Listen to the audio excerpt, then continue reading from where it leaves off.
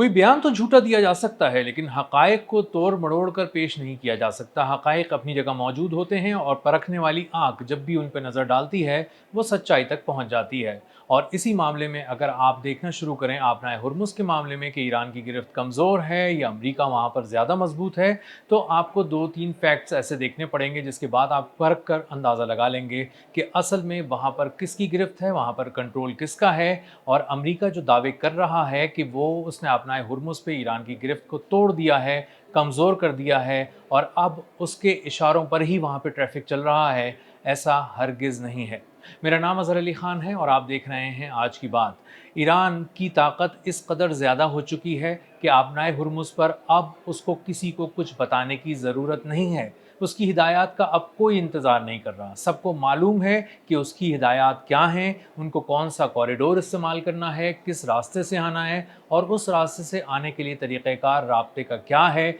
और किस तरह वो वहाँ से गुज़र कर अपनाए हुर्मुज़ तक जा सकते हैं। और अगर ईरान की किसी तरह से आप राब्ता ना करें ईरान से और ईरान से इजाज़त ना लें, तो आप अपनाए हुर्मुज़ के करीब फटक भी नहीं सकते। और पिछले 2 रोज़ में होने वाले वाक़यात इस बात की निशानदही कर रहे हैं, गम्माज़ी कर रहे हैं कि असल में अपनाए हुर्मुज़ पर ईरान की गिरफ्त बहुत ज़्यादा मजबूत है। और अमेरिका जो कह रहा था कि उसने कमांड एंड कंट्रोल सेंटर्स को उड़ा दिया है और बहुत सारे साहिली इलाकों पे बहुत सी फ़ौजी तनसीबात को, मिज़ाइल साइट्स को, ड्रोन लॉन्चिंग फैसिलिटीज़ को निशाना बनाया है, तो उसके बाद अपनाए हुर्मुज़ पे शायद उसकी गिरफ्त ईरान की ढीली पड़ गई है, लेकिन ऐसा नहीं है। अब पिछले 2 रोज़ के दौरान तकरीबन 10 ऐसे बड़े तिजारती जहाज़ थे जो मुख्तलिफ़ किस्म का कार्गो लेकर अपनाए हुर्मुज़ की तरफ बढ़ रहे थे। वो मुसलसल बढ़ रहे थे और उनको जब बताया गया, रेडियो पैगाम दिया गया कि आप एक ऐसा रास्ता इख्तियार कर रहे हैं जो जनूबी रास्ता है और जो ईरान का दिया हुआ डेज़िग्नेटेड रास्ता नहीं है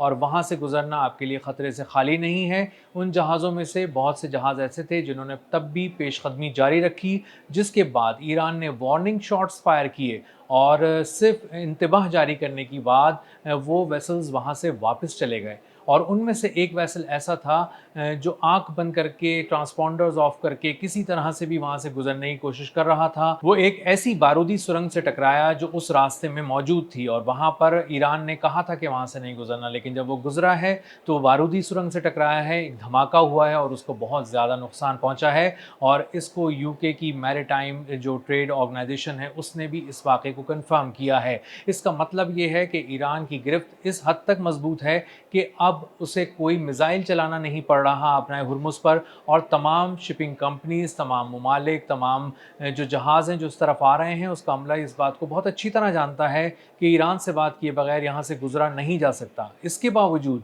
कि अमेरिका बार बार ये कह रहा है कि करीब आओ और हमारी निगरानी में यहाँ से गुजरो, कोई मुल्क, कोई शिपिंग कंपनी और कोई जहाज़ का अमला इस बात पर यकीन नहीं कर रहा और उनको अंदाज़ा है कि अगर वो अमेरिका के कहने पर यहाँ से गुजरने की कोशिश करेंगे तो वो फिर मार खाएंगे और उनको एक ऐसे नुकसान से दो चार होना पड़ेगा जिसे बचाया जा सकता था ईरान से बात करके, लेकिन फिर भी उन्होंने अपने आप को जानबूझकर खतरे में डाला। अमेरिका की पिछले 13 रोज़ की बमबारी की वजह यही थी कि रात भर बमबारी करके, आग बरसाकर, बहुत सारा बारूद फेंक कर वो ये बताना चाहता था कि मैं मुख्तलिफ जगह पर ईरान के उन असासों को तबाह करना चाहता हूँ, फ़ौजी असासों को, फ़ौजी मफादात को, जो दरअसल अपनाए हुर्मुज़ पर गिरफ्त मजबूत रखने के लिए वहाँ पर कायम हैं। इसीलिए कहा गया कि कंट्रोल टावर उड़ा दिया गया है, इसीलिए कहा गया कि कमांड एंड कंट्रोल सेंटर्स जो दरअसल अपनाए हुर्मुज़ के करीब ईरानी पासदारान इनकलाब से राब्ते का बहुत ही मौसर ज़रिया थे, उनको एक बहुत ही प्रिसाइज अटैक करके तबाह कर दिया गया है। इसीलिए बताया गया कि बहुत सी ड्रोन लॉन्चिंग फैसिलिटीज़ और मिसाइल साइट्स जहाँ से cruise missile, anti ship missile fire किए जाते थे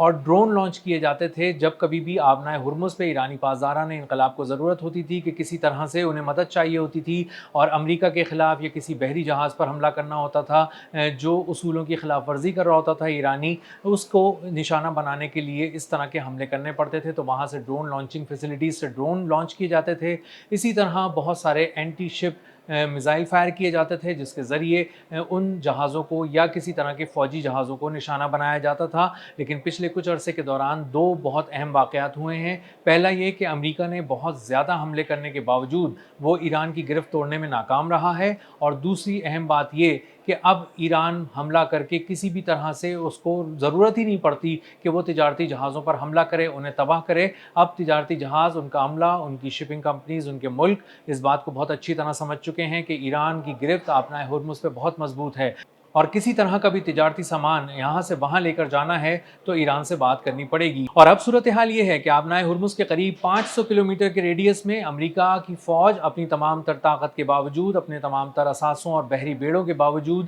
وہاں پر پھٹک بھی نہیں سکتے، اور ان کو ایک فاصلہ برقرار رکھنا پڑتا ہے آبنائے ہرمز سے۔ اور خلیج عمان میں بھی ایک بہت بڑی ایسی پٹی ہے جو دراصل ایران جس کو دیکھ رہا ہے، اور وہاں پر کسی طرح سے بھی امریکی جہازوں کو اس کے قریب نہیں آنے دیا جاتا۔ تو امریکی جہاز عملاً آبنائے ہرمز سے بہت دور کھڑے ہوئے ہیں، اور کسی طرح بھی ان جہازوں کو اس بات کی یقین دہانی کرانے میں ناکام ہیں کہ ہمارے جو جہاز ہیں وہ تجارتی جہازوں کو یہاں سے گزر کر آبنائے ہرمز تک جانے کے لیے ایک محفوظ راستہ فراہم کر سکتے ہیں۔ امریکی فوج کی ایک مجبوری یہ بھی ہے کہ اس کے بہت سارے ذخائر، جو اسلحے کے ذخائر تھے، وہ بہت تیزی سے کم ہو چکے ہیں، ختم ہونے کے قریب ہیں، اور بہت سے اس کے مہنگے جو اسلحہ ہے، ہتھیار ہیں، میونیشنز ہیں، میزائلز ہیں، انٹرسیپٹرز ہیں، وہ بھی تیزی سے ختم ہوئے ہیں۔ اور اس کا مطلب یہ ہے کہ وہ بہت بڑے حملے کے لیے کسی بھی طرح تیار نہیں ہیں۔ اسی لیے وہاں پر امریکی فوج سمندروں میں موجود تو ہے، لیکن وہ کسی طرح سے بھی ایران پر حملہ کرنے کے قابل نہیں ہے، اور اسی لیے ہم دیکھ رہے ہیں کہ ایران کی بحریہ، وہاں پر موجود بہت سارے فوجی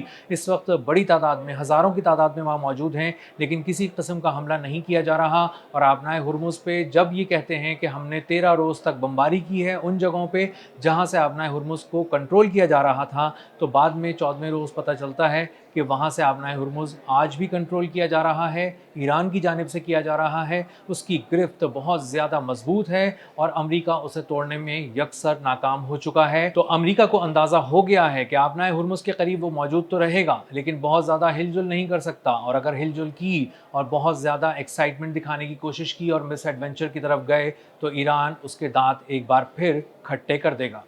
اب تک کے لیے اتنا ہی، ملتے ہیں اگلے ولاگ میں کسی نئی خبر، نئے تجزیے اور نئے زاویے کے ساتھ۔ اللہ حافظ۔